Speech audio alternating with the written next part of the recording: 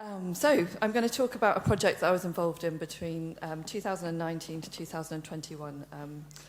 In 2019, I took on the role of postdoctoral researcher on the project Reshaping the Collectible When Artworks Live in the Museum. I was one part of a project team and a wider network of individuals, and we were engaged with imagining how things could be different in the museum, imagining otherwise. The project was museum-wide across Tate, but located in the division of collection care. It had evolved out of a series of previous research projects coming out of time-based media conservation, looking into live art and performance art, research projects that started in 2004. But unlike these previous research projects at Tate, Reshaping the Collectible wasn't medium-specific, but it was about understanding changes in the museum and the extent to which a museum like Tate is responsive to artistic practice. How much are they responsive to artists? The Reshaping the Collectible project team was made up of different researchers. So this is the project team, and the idea of the project was to have researchers embedded in departments which are relatively invisible in the institution. So curatorial practice was involved in the project, but there wasn't a researcher embedded in curatorial practice. Instead, we had these different researchers in collections management, time-based media conservation, archives, libraries, and records. There were also research fellows and their associated universities who were involved, and that was cross-disciplinary, so we had anthropologists, sociologists, a music specialist, and we worked with various Tate departments, depending on the case studies. Audiences participated in events that we held, and we also did an in-depth audience development research project looking at how much audiences want to know about the history of objects in the collection and the lives of artworks in collections. The project was structured in a really interesting way in order to implement change. So the idea was that the project team researched artworks, the same artworks, and came up with questions or challenges from the perspective of their practices. And if it was decided that there was a challenge within the way things were done in the museum, that these would be taken to an implementation group.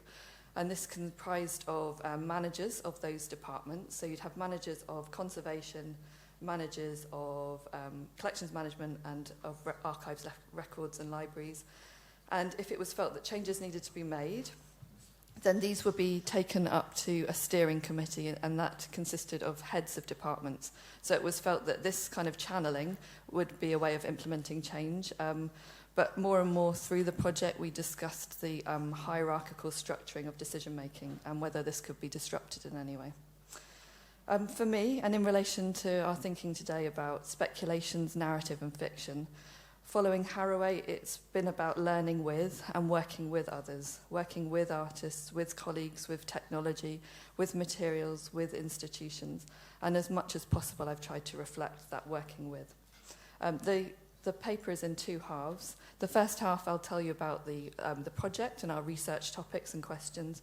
And the second half, I'll go into detail of into an artist that we've already been hearing about from Yolanda, Imera Bassi-Okon, who was one of our case studies. In the project, we followed a set of research topics, and these adapted and were applied to case studies throughout the 3 years. We looked at works in the collection considering these ideas. I particularly looked at moments of tension and institutional change in Tate's history. One of the things that we looked at was the idea of boundary objects. Boundary object is drawn from the work of sociologists Suzanne Lee Starr and James Greismer, and it refers to objects which have not been naturalized by a particular social world or community of practice, but it exists at the intersection of different social worlds. Have I got a quote here? Yes. So often a boundary implies something like the edge of a periphery, as in the boundary of a state or a tumour. Here, however, it's used to mean a shared space where exactly that sense of here and there are confounded. These common objects form the boundaries between groups through flexibility and shared structure. They are the stuff of action. It's an idea that comes through feminism and the invisible work of housework, what is publicly visible and what remains invisible. So within this, we looked at how do we map networks that underpin key forms of artistic practice. So mapping the people who artists work with. How do we assess the stability or precarity of these works that have dependencies outside the museum? And what might our responsibilities be towards these networks? Can these relationships be maintained and supported over time? I'll give some examples of this as we go on. The way we thought about networks changed through the project. Hopefully, I think it became much more reciprocal, about a reciprocal engagement of learning. We also started to consider more and more where our inherited practices, techniques and practices such as artist interviews, are extractive, and whether or not we were effectively decentralizing practices. Another aspect that we looked at was we referred to as unruly practices, and this was about how artworks unfold over time in the collection. It's a concept that comes through sociologist Fernando Dominguez Rubio, who talks about unruly objects in relation to his research with the Museum of Modern Art in New York. It was a way of him comparing a docile object. He takes examples of paintings as docile objects, and thinking about works which are much more unruly and spill out of the museum. They take much more infrastructure, much more expensive to install, and they behave in unruly ways when they come up against the structures and systems of the museum. So we took this idea to be a deep acknowledgement that the unfolding work impacts our thinking, systems and processes in the museum, or at least it should. We considered what needs to shift in terms of process, policy and practice to accommodate works which continue to unfold in the museum. Why do some works refuse to shift? Some things refuse to shift in the museum. Where are their blockages or sticky moments? One of the case studies that we looked at, which will help kind of bring these ideas together, is an artwork by Tony Conrad, 10 Years Alive on the Infinite Plane. This allowed us to think about boundary objects, artist networks, or ecologies that the artist sits within, and unruly practices. First experienced in the Kitchen in New York in 1972, the performance combines experiments in visual perception with multiple and layered projections of black and white 60mm film. It has a vibratory effect with close harmonies that affects you physically due to the sound levels. This sound is created by stringed instruments. It's performed by a projectionist, so the projectionist in the piece is seen as a performer, and it's performed by musicians, one on a long-string drone, which is an instrument of Tony Conrad's creation. I'll show you an image in a moment. A bass or cello, and violin or viola. In the 15 instances that Conrad performed this work, the part of the violin was played by him. There's no score. He gave minimal verbal instructions to performers, and he allowed freedom for them to improvise. But there were structures, so the improvisation was in a particular structure of what's called just intonation, which is a form of improvisation that comes from minimalist music. In 2015, the acquisition of 10 Years Alive was proposed in an interview with Conrad. He sadly passed away in 2016, and in 2017, research began at Tate into how to acquire this work. And it was decided to bring together people who'd been involved with Conrad and in the performance in the past, and who knew the artist intimately. They worked on staging the performance in the tanks, with Conrad's part played for the first time by a recording. In 2019, as part of the project, we went back to this acquisition, and we researched different forms of transmission, the transmission of knowledge around a work like this in the collection. We created another restaging of the work, at this time at Tate Liverpool. To do this, we compiled documentation of the performance, background context. We created specifications for sound, space, tuning, and we referred to this, probably because we were scared of the idea of a score, we referred to it as a dossier of information.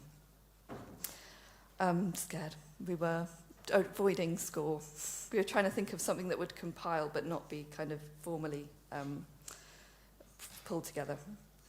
Performers new to the work but interested in this mode of performance were recruited in Liverpool, and they used this dossier as guidance. So they only had this written information and documentation. This rehearsal that they performed was then staged for people who knew Conrad and who had performed the work in the past. And we had this incredible discussion where the first question we posed was, is this the work? Is this the work without Conrad? Is this the work without Conrad passing this knowledge on? We discussed the structuring of the performance. That shifted in the conversation. We talked about the absence of the body of the artist. A lot of them said that they wanted the performers to know who Tony was, how he taught, what it was like to physically be in his presence. There was often a gesturing to your body to show the impact of the sound. Following this, we witnessed these interesting moments of learning, one-to-one teaching between the transmitters or the people who'd performed the work in the past and new performers.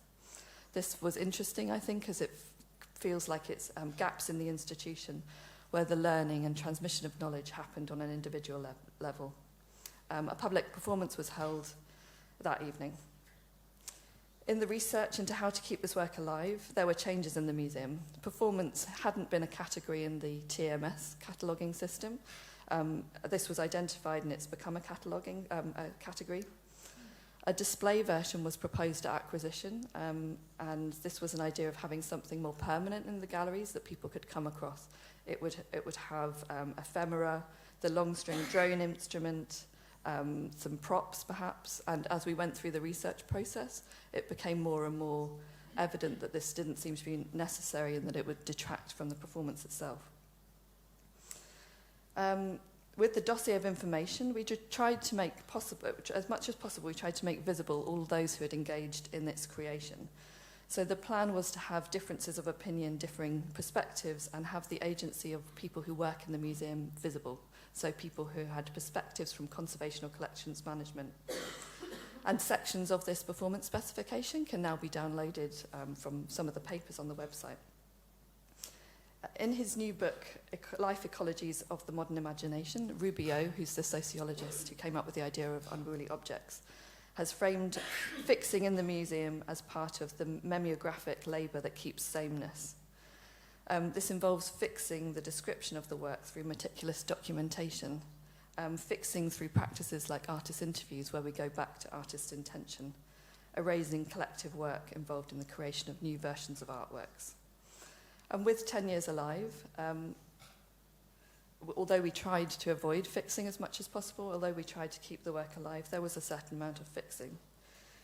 We captured different perspectives in the dossier, but it did come down to consensus, and now it's referred to, as much as I can tell, as a specification and not as a dossier. And in this timeline, which is helpful for performers, there is perhaps a fixing where before with Tony there was more flexibility in the timings and the different instruments that would be involved.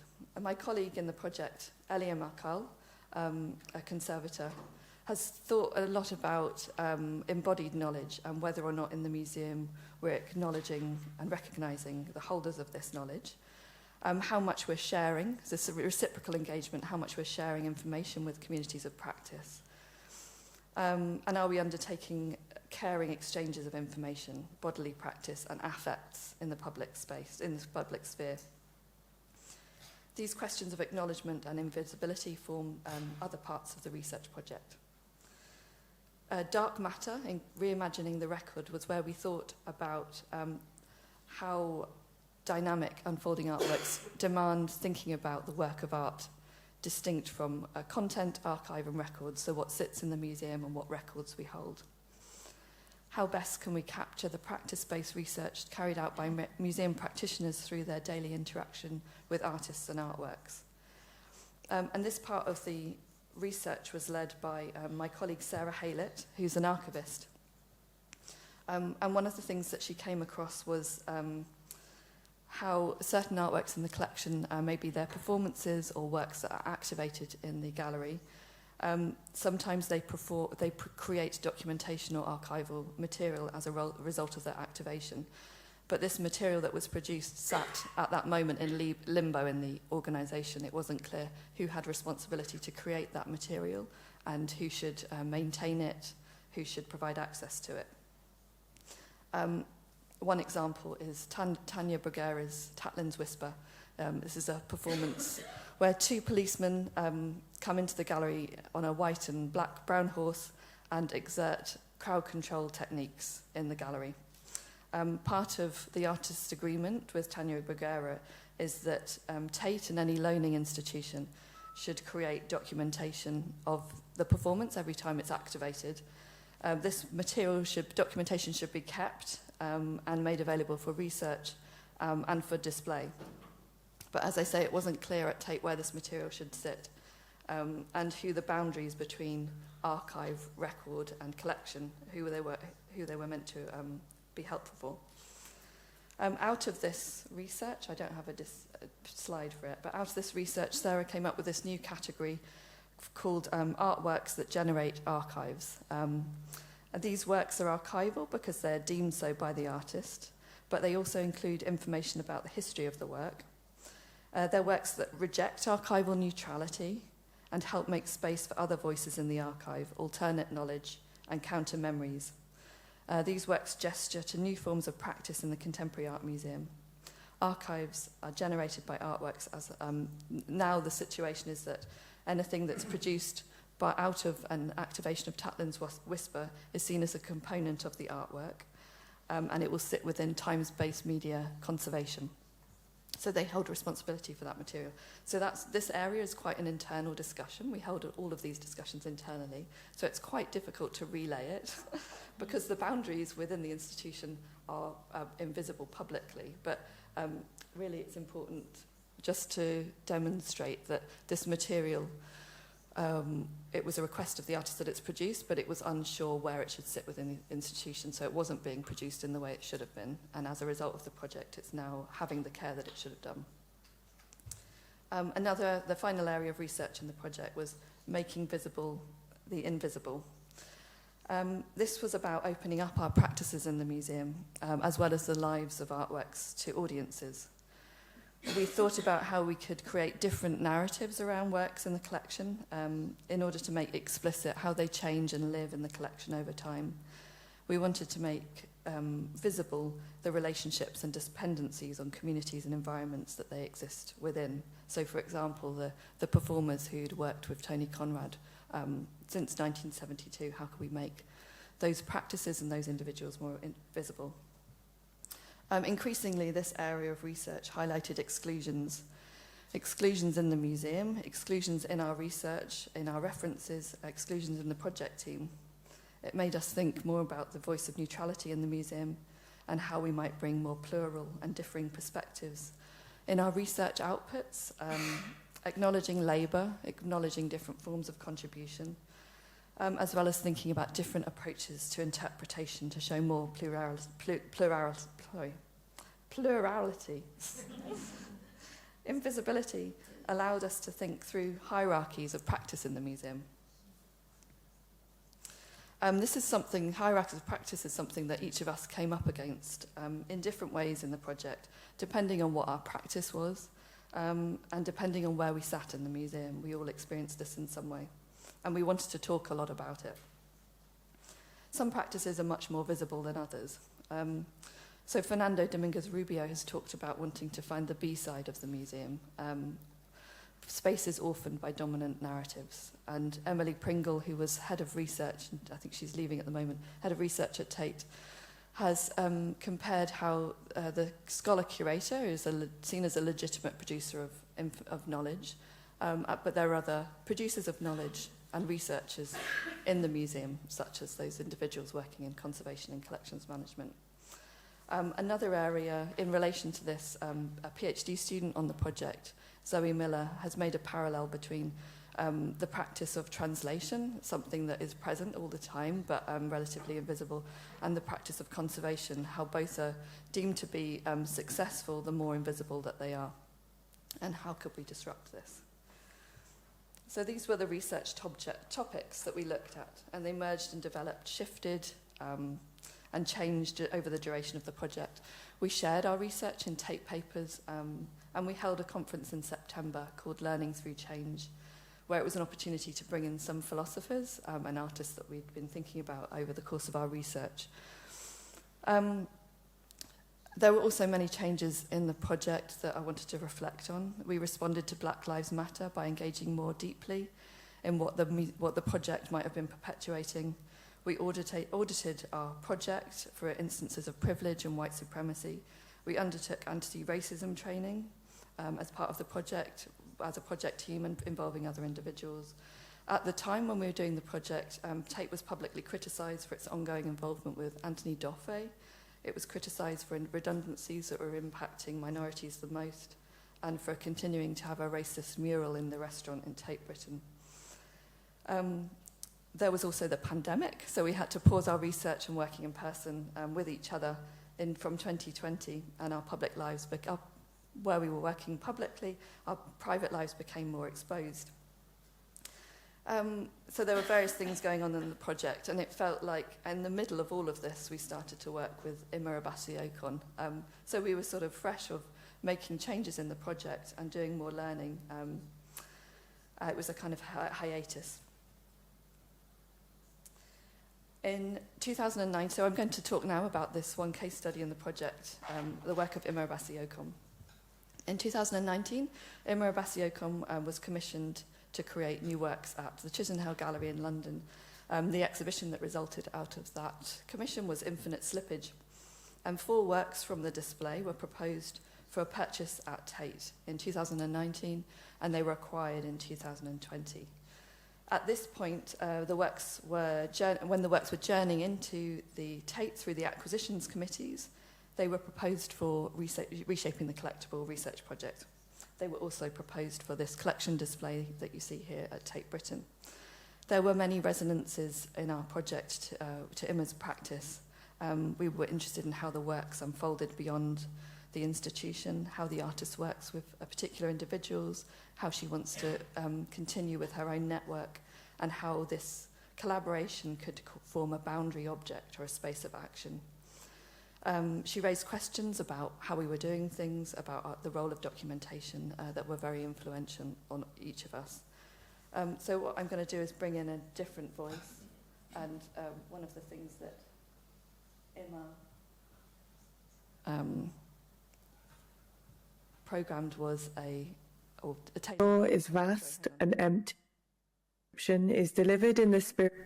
Sorry. So I'm going to show you, this is an audio description by Elaine, Lillian, Joseph. I'm going to play this and show images of the work, and so you can experience the work in a different way. This audio description is delivered in the spirit of Ima Abassi-Okon's works. After conversations with the artist, this attempts to centre the experience of the audio describer as curious spectator, tentative critic. I stand on a threshold. I, your audio describer, perfectly centred in the doorway of an exhibition space. This is the display of Ima Abassi-Okon's work, acquired in 2020 at Tate Britain. Before me is a large open room, 19 metres by 10. Just under half of the space has a low modular ceiling, which is attached to the far loftier original ceiling with steel suspension wires. 2 sets of glass ceiling lights are positioned to the far left and right, and beyond these are giant wall-mounted air conditioners connected with loops of thick power cables. I enter the space. I look up and am confronted by the mottled, bland ceiling tiles reminiscent of a doctor's waiting room, reminiscent of a windowless office room. They're cream in colour. I'm 5'8" or 1.7 metres, and I can almost touch it if I stand on my tiptoes.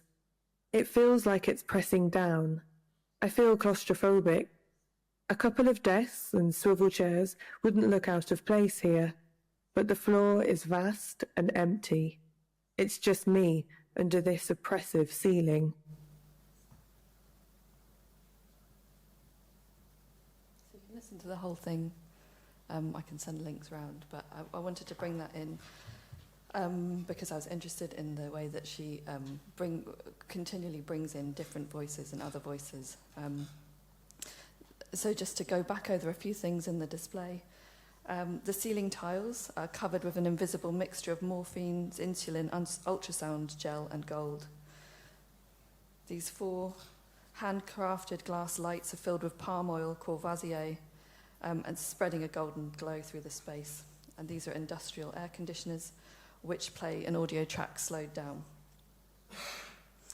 The objects Ima makes use of are familiar institutional settings, the bottom of a whiskey glass, the fan seen on the outside of buildings, trails of wire. There's a slowing down, waiting, she calls a tarrying. It pervades the work and the space like an instruction from the artist, an instruction for learning from, The sound coming from the fans is slowed down. In-between spaces are created, suggesting other worlds. There is a void space between the modular ceiling and the tiles. Talking to Marina Schmidt about the work, Emma relates this to the difference between the earth, something we're not in harmony with, and the worlds and world-making project, a project of constructing worlds for domination.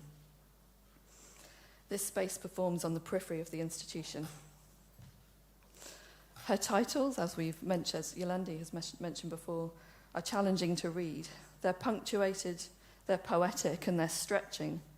Are they meant to be performed? Should we see them as a score? Some of them are unfurling. This is the title for the ceiling work. It grows each time a new tile is added to the work. It's never owned in its entirety. Tate has one part of a work that exists beyond the outside, but beyond the boundaries of the institution. It's too long for the museum database. It's too long for the website. It's too long for one slide. Emma's practice invites us to imagine otherwise. This happens in the experience of her works, in listening to her interviews, in her questioning and her resistance, or, as we've mentioned, her disobedience. The resistance I found is not limiting or blocking, but a resistance that invites learning with finding other alternative ways. She talks of tactics, theories, knowledges, things outside of theories, things that you dismiss, those things that sit on a space in between, on the periphery, that people can make use of. A public programme was curated by a curator and her collaborator, Taylor Lamel, which I think best demonstrates this. Taylor worked with Emma to develop keywords in relation to the acquisition that had come into Tate. Abstraction, stretching, slowing, weight, physicality, surface, viscosity, rhythm, opacity, colour, shine. These keywords gave shape to commissioned text in a reader rather than provide an interpretation. I'm going to read this because it's such a great framing. Rather than provide an interpretation of Ocon's work in relation to those aesthetic qualities, each contributor was invited to write in relation to the keyword and aesthetic quality, a word which I believe, yes, relevant to Ocon's visual language, yet the contributor and the artist do not necessarily assign that keyword the same meaning.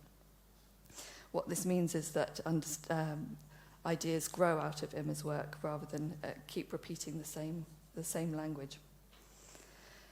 The public programme also included audio responses. One of them we've heard an extract of. There were audio responses from Ottobong and Kanga and herbalists Katja Swift and Rin Madura, reflecting on the distribution and medicinal properties of palm oil and cognac. Voices, different spaces are all involved. It's tactile. It encourages you to listen. Something new is created. A sameness is rejected. A poetic centering of self within the work is encouraged. Working with Emma, although I was only there at the beginning, I went on maternity leave at the end of the project, so I missed the moment when the works were installed. But even though it had a big impact on me and others in the project, my colleagues in the project, Jack McConchie in time-based media conservation and Libby, who you see here in sculpture conservation, have written with a great deal of openness about their experience in Tate papers and reflected in one of the panels for the recent conference. They've described the experience of looking and reflecting on their inherited practices, and they explored an idea of radical hospitality, what it would mean to host an artist with love. And so as a result of working with Emma, there were some tangible changes that happened.